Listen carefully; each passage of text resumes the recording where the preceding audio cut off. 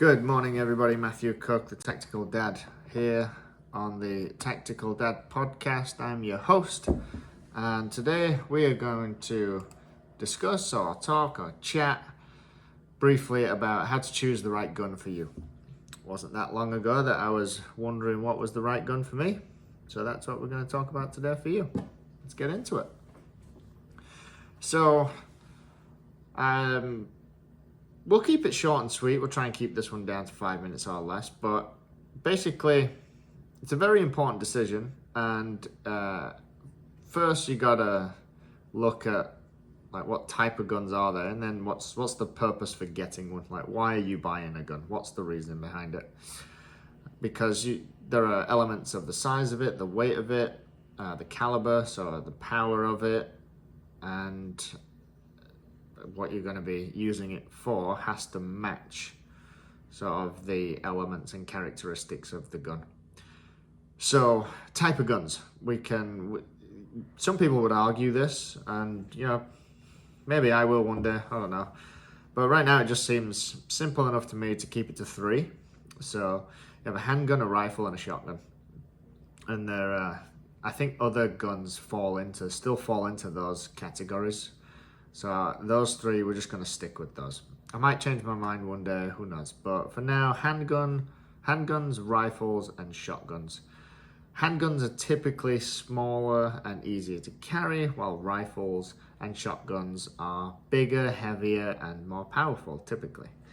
So what are they used for? Handguns are mainly used for self-defense, home defense, and maybe some target shooting. Now, actually, before I continue with this part, all 3 can be used for the same things. They all overlap and cross over in some way, depending on the person. They all overlap, but I'm going to try and help guide.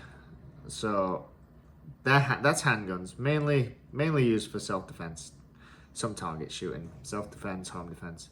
Rifles are mainly used for hunting and target shooting, like high precision shooting, sport and shooting, competitive shooting. While shotguns are mainly used for hunting, clay shooting, and I guess an element of home defense, but mainly hunting, clay shooting. So and again, they can all be used for the same thing, because there are some sporting events, some tournaments, some competitive shooting events that require all 3. So there you go. But they're typically what they're used for. Size and weight, they are very important factors because everyone's different, right? Everyone is different in terms of how big they are, how strong they are, how much you use your hands, how much you don't use your hands. So things to consider, obviously. And these kind of make sense, but I'm going to say it anyway. A larger gun usually is more powerful, but it can be more difficult to handle, carry, maneuver, and use. Typically, with a more powerful gun, you have a big recoil. Not all the time, but most of the time. Whereas a smaller gun, obviously the polar opposite, so easier to carry, easier to maneuver, easier to manipulate. Usually not as powerful, although you can get some pretty damn powerful handguns. But typically less powerful and easier to handle than a big gun like a rifle or a shotgun. So then let's get into caliber and power.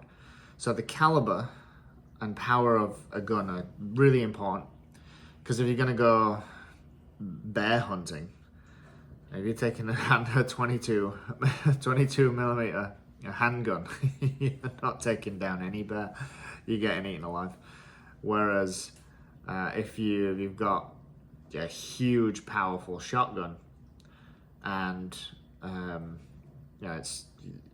you're protecting your home, you're gonna blow that person into tiny pieces all over the house.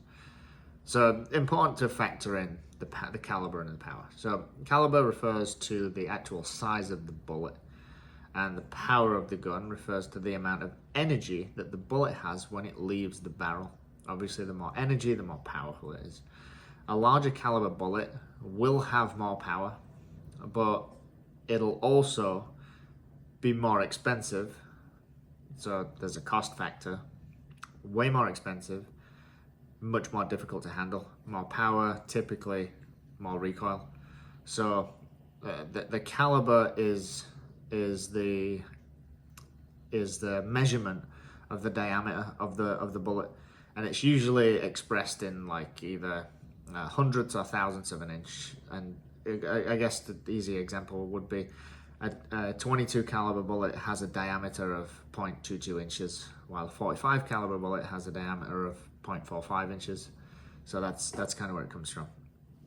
And that's really it in terms of how to choose the right gun. You got to think about really what is the intent and purpose with having it, and then like who you are. Are you brand new to owning a gun and using a gun, or are you experienced, or do you have intentions of becoming good by having lessons, instruction?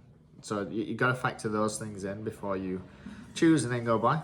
But that's I believe right now anyway that they're the main factors to consider when choosing the right gun. And ultimately it's a personal decision based on your individual needs and your preferences.